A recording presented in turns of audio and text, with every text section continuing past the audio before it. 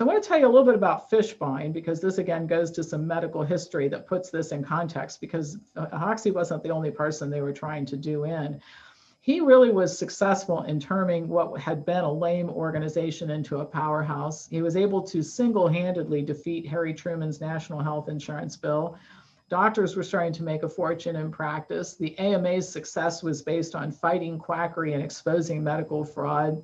He wrote books about his successes in exposing quackery.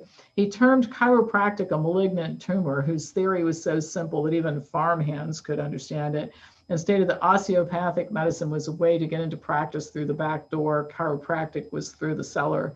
And during his reign of terror, the AMA Bureau of Investigation quack files contained 300,000 names in the United States. He appeared in and consulted on anti-quackery films for Hollywood studios. He repeatedly said there was no cure for cancer. And JAMA became the most profitable journal in the world, controlled 6 other medical journals and 35 state society journals. Advertising revenues hit $2 million. I remember we're talking the 30s and the 40s here. The heart of the journal was the AMA Seal of Acceptance, which was a certification for drugs and appliances and foods, etc. So what he did was, if you wanted your product certified, you had to advertise in the journals. And then if you refused to do that, the AMA would bash your product. So here's the stuff that they were endorsing. And this just goes to character, in my opinion. Land O'Lakes butter was the first to earn the seal in the food category. The company had dozens of convictions for selling putrid butter and eggs, and admitted that it sold 399 cans of frozen eggs that were decomposed and contained sugar to disguise the smell. The journal's biggest advertiser was a cigarette maker that gave free cigarettes to doctors. They started making cigarettes with diethylene glycol. In 1937, 72 people died as a result of taking drugs that contained it. And Fishbein said, well, in cigarettes, it's not harmful. The AMA convention in 1947, Camel was a sponsor, or Camel Cigarettes was a sponsor, with the slogan, "More doctors smoke Camels than any other cigarette." He became a consultant, Fishbein, to the Lorillard Tobacco Company, and the AMA owned a 7 figures worth of stock holdings, millions of dollars of stock holdings in Lorillard until the mid-1980s. So does this sound like an organization that is intent on getting rid of bad things? So Hoxie went to the National Cancer Institute, knew he wasn't going to get anywhere with the AMA, and tried to get them to test his formulas, submitted case reports, and he couldn't get biopsies anymore. But he said, look, you people can get biopsies. You know, you're the National Cancer Institute. Local officials pressured Dr. Bell to change the diagnoses on some of the biopsies he'd run. I mean, everybody was starting to work together now. The medical societies, the AMA, the FDA, the National Cancer Institute, to put Hoxie out of business. Well, here was an important ally who showed up. Della Mae Nelson was a ranch wife who had uterine cancer. She was so badly burned from radiation, she couldn't even put a sheet over her body for a year. She weighed 86 pounds, was bleeding internally. Her cancer had recurred. Her daughter, Mildred, was a home care nurse who thought Hoxie was a quack and was very distressed when her father said he was going to take her mother to see Hoxie, but reluctantly agreed to go. And she was so impressed. Her mother outlived her original doctor, and Mildred went to work for Hoxie. And Mildred is the one who ultimately took the cancer treatment to Mexico when they couldn't stay here anymore. And so this all went on for, and I'll stop going into the details, but you get an idea. More battles, more prominent people would have family members cured. Hoxie invested in some oil wells and became fabulously wealthy. And of course, that really bothered the powers that be too. He was kind of a lucky guy in some ways, but the Dallas County Medical Society charged him with illegally operating on a breast cancer patient who later died. He was acquitted in this trial and another one in which her husband sued Hoxie, and evidence showed that how she died was not Hoxie. It's because her conventional doctor talked her into stopping the Hoxie treatment, which was actually working, and going back to conventional medicine, which is how she actually died. So again, the court cases, all but 2, he won in court. Well, then Fishbein, things started going bad for Fishbein. After his reign of terror, people were figuring out he was a god-awful guy. His documentaries were canceled. Medical profession wouldn't support him. His alliance with the drug companies and the tobacco companies became really concerning. In 1937, the AMA was convicted of restraint of trade and monopolistic practices. Hoxie sued the Hearst Corporation for libel and slander. Fishbein testified along with 88 witnesses, and Hoxie became the first quack to beat the AMA on charges of libel and slander. He won this case. And so when Fishbein appeared as a witness at the trial, Hoxie served him with papers saying he was suing Fishbein. So the AMA fired Fishbein. Hoxie sued him personally. He appeared as a private citizen, and this is where it gets really interesting. Even Fishbein's lawyer acknowledged that the Hoxie treatment cured external cancer. Fishbein took the stand, and during cross-examination, get this is the guy who's chasing quacks. He failed anatomy in medical school. He never completed his internship. He never treated a single patient and never practiced medicine. He had previously defined a quack as, quote, one who pretends to medical skill he does not possess. Is this the pot calling the kettle black? He sweated profusely on the stand. Hoxie won against Fishbein, the jury determined that Fishbein had acted with malice. The judge stated in a written opinion that this was the second jury to conclude that the Hoxie treatment cured cancer, and he agreed. He also wrote that Fishbein had made false, slanderous, and libelous statements against Hoxie. Fishbein had to pay the court costs, and actually looking back on it, he was just a horrible person who rose to a position of power and did terrible things to people. So who was actually the charlatan? I don't think it was Hoxie. I think it was Fishbein. So the AMA got rid of Fishbein, became concerned about lawsuits from other people who they had labeled as quacks. So they stopped all of that all-out campaign, and instead they enlisted the FDA and other government agencies. So Hoxie contacted the NCI again, National Cancer Institute, submitted 27 case histories on the formulas. He had to disclose the formulas at trial. They weren't a secret anymore. The NCI refused because of the lack of biopsies. We talked about that before. He was appealed to the Surgeon General, but by this point in time, all federal agencies were coalescing together to stop Hoxie. They had lost the American Medical Association as the primary way of stopping Hoxie. So anyway, they wanted his sample. They sent some samples back. Remember that guy, Dr. Little, I talked about? Well, Little had gotten in trouble with the American Cancer Society. He was working as a tobacco lobbyist. He was trying to get back in the good graces of traditional medicine. So, of course, he reported that the products that Hoxie was making were useless. But again, at trial, when the FDA, everybody took him to trial, Hoxie won again. The government appealed. A higher court reversed the lower court decision, ordered him to issue an injunction against interstate shipment. But actually what happened was that the lower court had no choice but to issue the injunction. So what happened here was they went after him for shipping the products out of state. By the way, this has been done to Brzezinski in Texas, another alternative treatment, for years as well. So people could go from Philadelphia to Texas to get their treatment, but then they would go back to Philadelphia and have it sent in the mail. And this essentially shut all that down. The National Cancer Institute director sent a thank you note to the FDA commissioner for getting this done. So do you think these agencies were working in collusion? Of course they were. So basically the FDA had learned the courts to use the courts to settle differences of medical opinion. And it also opened the door for the FDA to use labeling laws to restrict or ban treatments. Hoxie had to stop shipping to 10 different states. All the patients would have to go every time to get their formulas. The FDA sent agents to inspect. Hoxie always welcomed. Everybody that says this, including some of the government agencies that were trying to go after him, that they were always welcome. He opened the file drawers, let them look at anything they wanted. But what they really wanted was to put him out of business. And that didn't actually happen until the end. So the Hoxie Clinic, in spite of all this, grew to 5,000 patients, 3 osteopathic doctors, 15 nurses, 12 technicians. Another reporter went to Dallas to prove Hoxie was a quack. He was converted. He wrote a great feature story that actually did get published, generated a lot of mail. More favorable stories were featured, which was kind of a break in what had been a relentless attack against him. Time magazine, however, featured a scathing article. So his old friend Burke, the reporter who originally went to prove him as a quack, he contacted him and said, let me help you out a little bit. And he said, I don't want any money, but Hoxie instead sold him land next to his oil wells for $1 and made him a very rich man. And he, till the end, tried to help Hoxie out.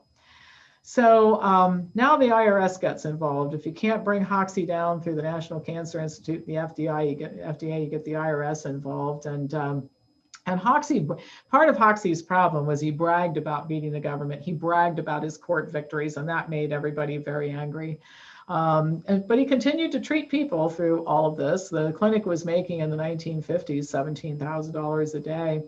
In 1954, 10 medical doctors spent 3 days and issued at the clinic and issued a statement. Hoxie's formulas worked for internal and external treatments or cancers and said it was superior to conventional treatments. The media blacked out the press conference. And the AMA supplied the media with a dossier on all 10 doctors, made them out to be quacks. Fishbein had trained the media to not feature quacks and to avoid any other alternative theory about anything medical because we don't want to mislead the public. Gosh, doesn't that sound like what's going on right now? There's a party line. There's no discussion about anything, and medicine controls what that party line is going to be. So the AMA and the news organizations now join together to help discredit Hoxie. And after Hoxie appeared in a public debate at a Los Angeles television station, a member of the AMA legislative committee spoke to friends about revoking the station's license. So basically what you do is you just make it impossible for the guy to get his message out. The FDA started sending agents all over the country to harass Hoxie patients, and they were hostile about it. Patients pulled out shotguns. There are all kinds of stories about FDA agents being chased off of property. They staked out the Dallas clinic and wrote down license plate numbers so they could follow patients home and harass them at home. Hoxie became even better known and more successful, which is really what aggravated the powers that be. So a new tactic, in 1957, the FDA sent out warning posters to 46,000 post offices and to all hospitals. These were from FDA Commissioner George Larick warning people about the Hoxie treatment.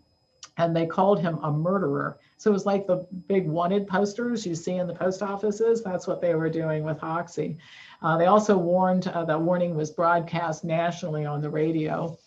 Clinic visits did start to decline then, but Hoxie remained the world's largest cancer clinic, even with all of that going on. And he continued to ask that his remedies be investigated. And by this time, his clinic had grown to 11,000 patients. So he ran for governor. There's all kinds of background noise going on, but he did beat an attempt by the Texas Board of Medical Examiners to revoke the licenses of all 7 of his doctors. One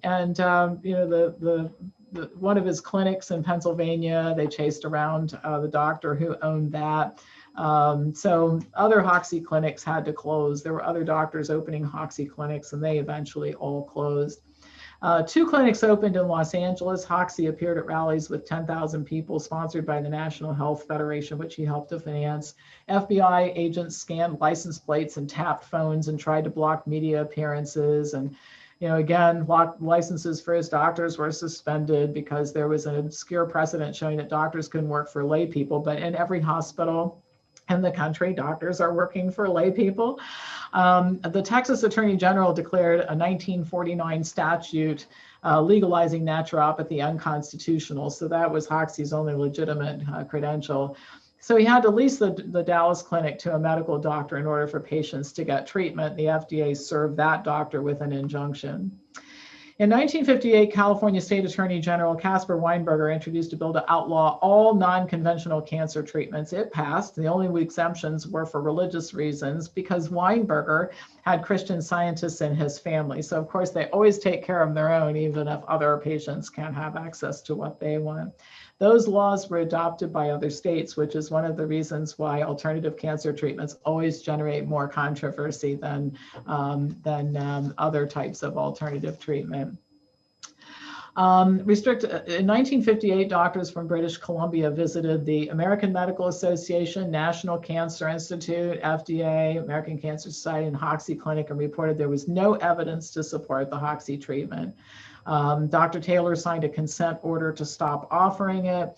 The FDA agents raided the clinic in 1960 and seized 22,000 capsules that they said were being illegally prescribed. And then politicians who supported Hoxie were removed from office. So that when we talk about a campaign, the thing that was, like I said at the beginning, the reason I wanted to share some of this detail with you is I wanted you to know the historical context of how vicious the AMA was and how vicious these government agencies were, and the breadth of the campaign, and how somehow this guy managed to stay in business through this entire time and continued to have not just a couple, but numerous doctors and even people who at once prosecuted him would come to the other side when they had personal experience with it. And the more I looked into it, the more impossible it became to ignore the totality of it. And one thing about a jury trial is that there is an opportunity for a lot of evidence to be presented. And the fact that only 2 jury trials ever resulted in a conviction was really impressive to me. Hoxie offered some patients treatment under the table from his oil office, but Mildred moved to California and then to Utah, back to Dallas. And the whole time FDA, chasing them around. So this is what led Hoxie to eventually say to Mildred, would you please take these treatments to Mexico and offer them there? And please don't call it Hoxie because the name would be toxic. So she reluctantly moved to Tijuana, Mexico, married a Mexican to get working papers, approved and got a nursing license, and opened the biomedical center. The FDA continued surveillance and arrested patients at the border. And Mildred's ex-husband offered to entrap her by enticing her to come across the border with remedies, but she never bit, and that strategy didn't work. At the end, Hoxie developed prostate cancer and took his own medicine, but it didn't work. That's the party line. His wife forced him to have surgery. He lasted 7 more years after that. His friend Burke also developed prostate cancer, had surgery and was cured, and sent his doctor to take care of Hoxie. And this is where things got really interesting. The doctor that Burke hired said Hoxie didn't have any cancer, that what had debilitated him was he had a weak heart and he was very old. So another doctor, he died while this doctor was away. Another doctor entered prostate cancer as the cause of death on the death certificate. But Dr. Paul Peters, the doctor that I'm referring to here, said that Hoxie did not have cancer when he died. The clinic is still open in Mexico, and here's the website for it, hoxiebiomedical.com. And I didn't do a lot of investigation into everything they do there, but I confirmed that they're open and they do offer the treatment there. Of course, Mildred Nelson is no longer there, but because she died, but they have people offering it there. So what I want to do with the remaining time I have, and then I want to take questions if we have some, and I suspect that you might, is I want to talk about the formula itself. And I'll start with this. During this whole period of time, one of the statements that people would frequently make is, this is just nothing but a bunch of weeds, and it's ridiculous. And so Ralph Waldo Emerson said once, "What is a weed? A plant whose virtues have not yet been discovered." So I decided that what I would do is I would look into the Hoxie formula and to see what I could find out about it. Is there any reason to believe, just stepping back from this whole story that I've told you, is there any reason to believe that this could work or should work, right? And I also feel that in healthcare, everything has to be in context. The reason why I provided all of that information about Fishbein and the AMA is that the campaign against people like Hoxie was intense. And the motives were strictly to get control. It had nothing to do with doing what was right for health. I mean, if Fishbein was interested in public health, he wouldn't have been on the board for a cigarette company, and he wouldn't have been promoting rancid butter, right? This was just all a money game and a control game. And we all kind of see how this all turned out, not so well, right? Which is why what goes on at this conference is so important, because if Steve didn't assemble a group of people who are outliers talking about outlier type of approaches to healthcare, without this type of thing, nobody would know about this.